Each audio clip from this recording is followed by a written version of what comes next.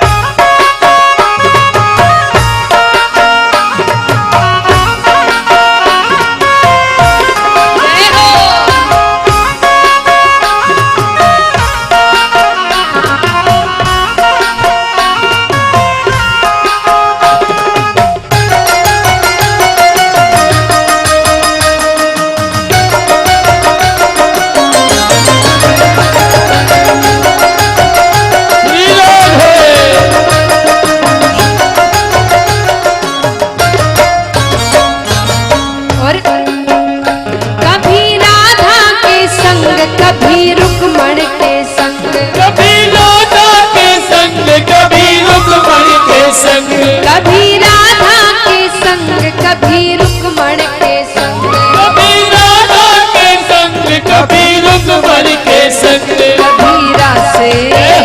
कबीरा से रचाए अकेला, मेरी मटकी कुमार गया ढेला। मेरा श्याम बड़ा अलबेला, तेरी मटकी कुमार गया ढेला।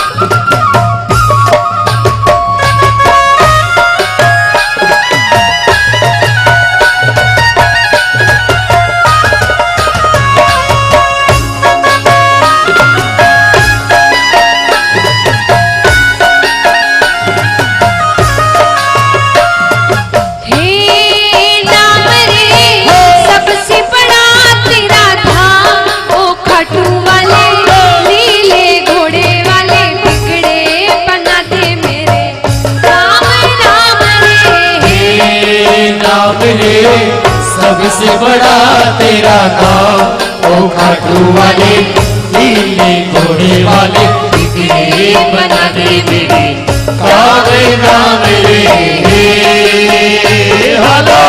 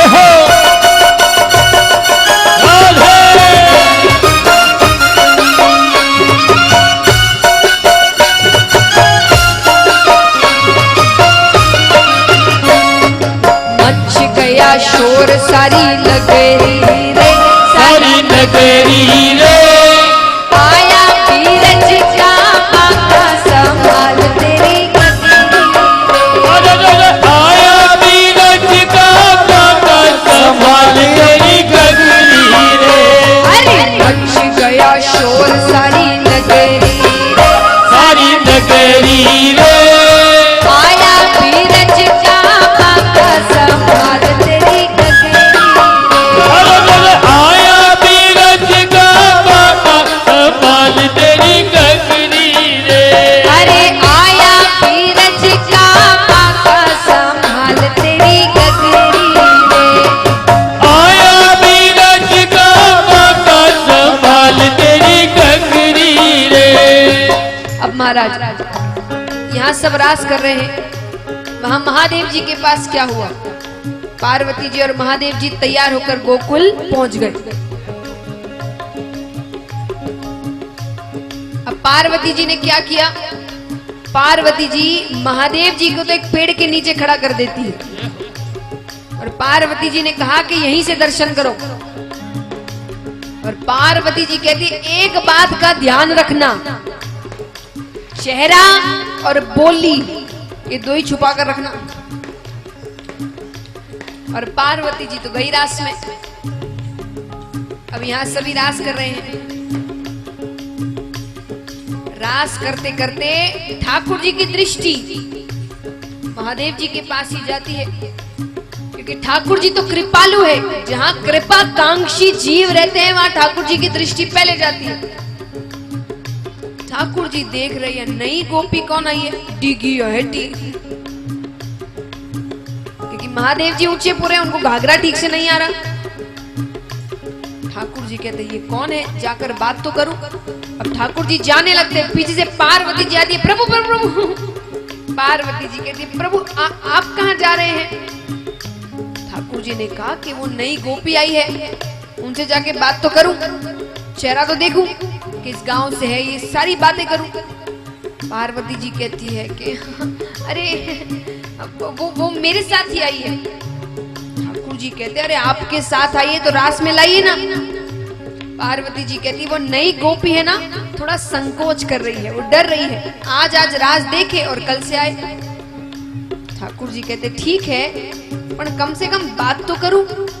रास में नहीं लाते हैं, पर बात करने से तो वो संकोच, वो डर खुलेगा। अब पार्वती जी ने मन में विचार किया कि ज्यादा रोकूं तो शक हो जाए कि कोई ना कोई बात तो जरूर है। अब ठाकुर जी जा रहे, पीछे से पार्वती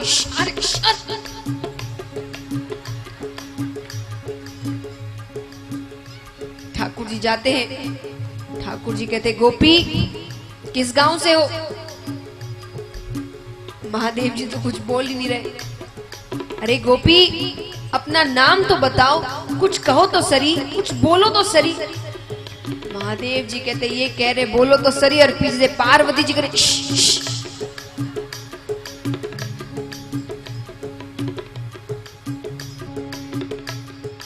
अचानक ठाकुर जी की दृष्टि महादेव जी के पैरों पर जाती है। अब महादेव जी के पैर तो वो भस्म लगाते हैं महाराज पूरे शरीर पर, और गोपियों के पैर होते हैं नाजुक।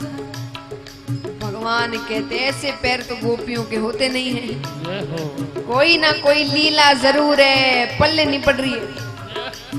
इतने में ही महादेव जी के घाघरा से एक नाग महाराज बाहर निकल आए। अब इनके दर्शन होने के बाद महादेव जी छिप सकते हैं क्या। ठाकुर जी कहते गोपी आप चेहरा नहीं दिखा रहे, मुझे चेहरा देखना आता है। और कदम के पेड़ के नीचे जाकर ठाकुर जी ने ऐसी बंसी बजाई, ऐसी बंसी बजाई।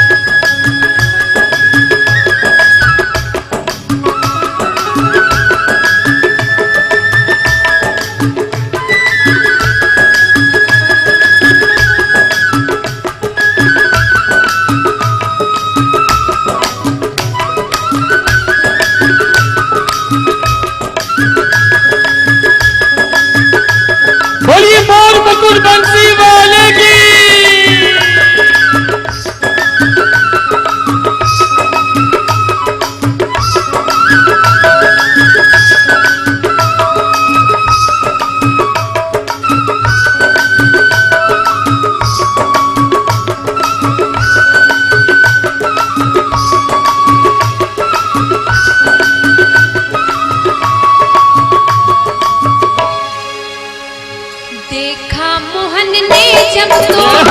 समझ गए वो सारी बात रे।